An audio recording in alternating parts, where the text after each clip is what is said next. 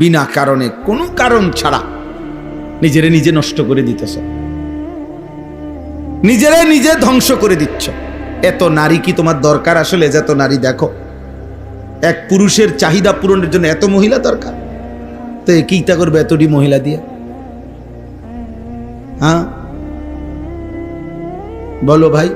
একটি পর উপযুক্ত বয়সে আল্লাহ তো কুদরতি ভাবে, আল্লাহ তাআলাই তো হালাল পবিত্র স্ত্রী এই পৃথিবীতে আদম এবং হাওয়া, সেই প্রথম মানুষ আদমের কাছে যেমন আল্লাহ নিজে তার স্ত্রীকে পৌঁছাইছেন, কিয়ামত পর্যন্ত যুগ যুগ ধরে আমাদের পূর্বপুরুষ থেকে হালাল বিবাহের বন্ধন চলে আসতেছে। এর বরকতেই তো আমরা আসছি পৃথিবীতে আল্লাহর দয়ায়। তো তাইলে এই ধারা যেহেতু চলতেছে এই পর্যন্ত আদম থেকে, তো আমার সামনে তো চলবে। এটা কথা বোঝেন নাই? তো এইটার জন্য আমি নিজে নিজে কুত্তার মতো হওয়ার কি দরকার? দরকারটা কি আমার? যেটা আসবেই আমার জীবনে, ওইটারে আমার চরিত্রহীন আমি নষ্ট হয়ে যাওয়া কি ফায়দা? মনে রাখো বাপ, একটা গুরুত্বপূর্ণ কথা, আখেরাতের কথা, কবরের কথা, জাহান্নামের কথা, আযাবের কথা শুনবার পরেও যার মুখে হাসি, এই যে মাঝখান দিয়ে 2-4 জন ছেলে, তো মনে রাখো আব্বা, নিশ্চিত ধরে নাও তোমার তার সিরা,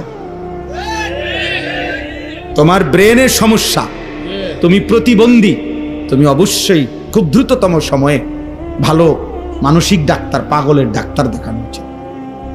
এবং তোমার কাছে যদি পরিচিত ডাক্তারের নাম্বার না থাকে, আমার কাছে আছে, ভালো পাগলারই ডাক্তার, ভালো পাগলের ডাক্তার আছে। একেবারে পাবনাও যদি যাইতে চাও, আর সেখানকার পরিচিত অনেক লোক আমার আছে, পাবনা অনেকবার মাহফিলে গেছি, আমার অনেক মহব্বতের লোক আছে। একবারে ডিবির একজন বড় উচ্চ পদস্থ অফিসার আছে আমাকে মহব্বতের পাবনা বাড়ি।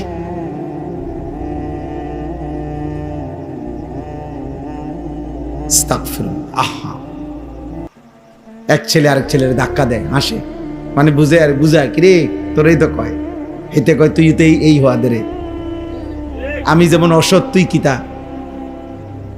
বুঝেন না হিসাব? হ্যাঁ, এটাই বাস্তব, দুজন এটাই বুঝায় আর কি, একজন আরেক কি কয় বুঝছ না, তোরই তো কয়। নাউজুবিল্লাহ, নাউজুবিল্লাহ। লজ্জিত হওয়া উচিত বাবা, লজ্জিত হওয়া উচিত। আহা, আমাকে বলছে কেন আমি এমন দুর্ভাগা হলাম, আমি কেন এমন বদনসিব হলাম, আমি কেন এমন দুর্ভাগা হলাম। আমরা কিতাবে হুজুরদের মুখেও বুজুর্গদের মুখে শুনছি, পূর্বের জামানায় এক 10 বছরের ছেলে একদিন একাকী বসে বসে কাঁদতেছিল। তো ওই জামানার এক বুজুর্গ ছেলেটাকে জিজ্ঞেস করছে, বাবা এত ছোট মানুষ তুমি কাঁদতেছো কেন?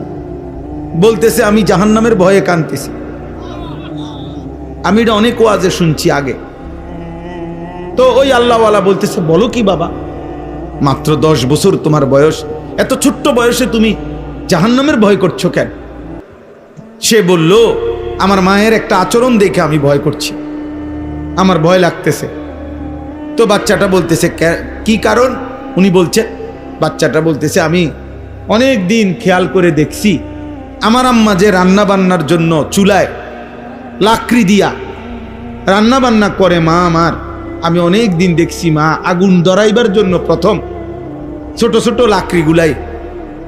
লাকড়ির ছোট্ট ছোট্ট টুকরাগুলা আগে আগুনের মধ্যে দেয়, এগুলা এরপরে আগুন ধরে উঠলে এরপরে বড় বড় লাকড়িগুলা দেয়।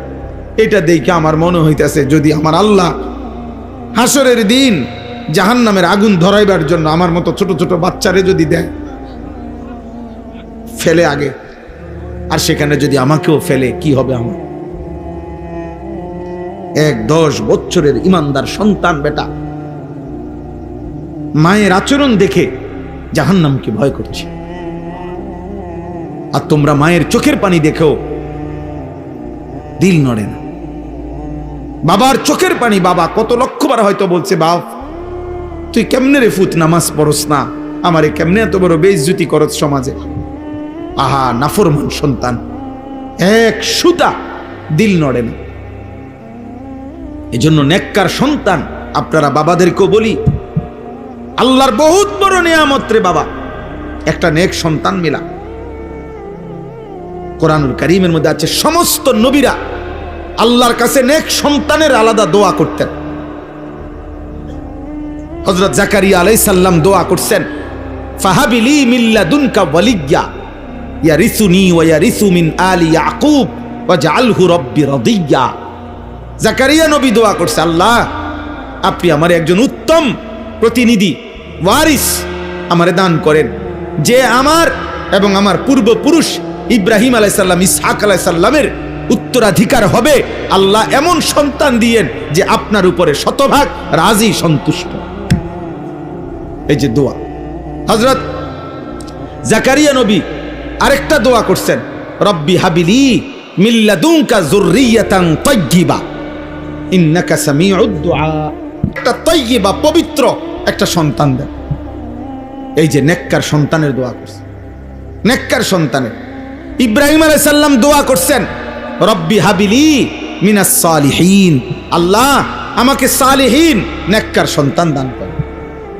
ইব্রাহিম আলাইহিস সালাম দোয়া করছেন, ওয়াজনুবিনি ওয়া বানিয়া আন না'বুদাল আসনাম, আল্লাহ আমাকে আমার সন্তানদেরকে মূর্তি পূজা থেকে আপনি বাঁচায় দেন।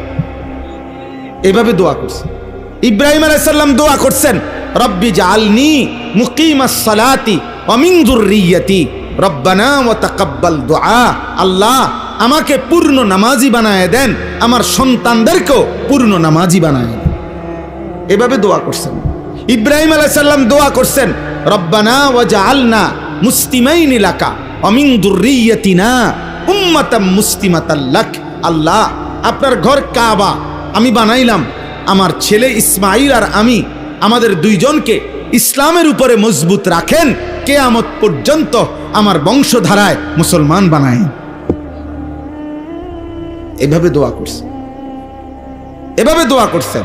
ওয়াসা বিহা ইব্রাহিমু বানিহি ওয়া ইয়াকুব ইজ ক্বালা লিবানিহি ইয়া বানিয়া ইন্নাল্লাহা আসতাফা লাকুমুদ-দীন ফালা তামুতুন্না ইল্লা ওয়া আনতুম মুসলিমুন।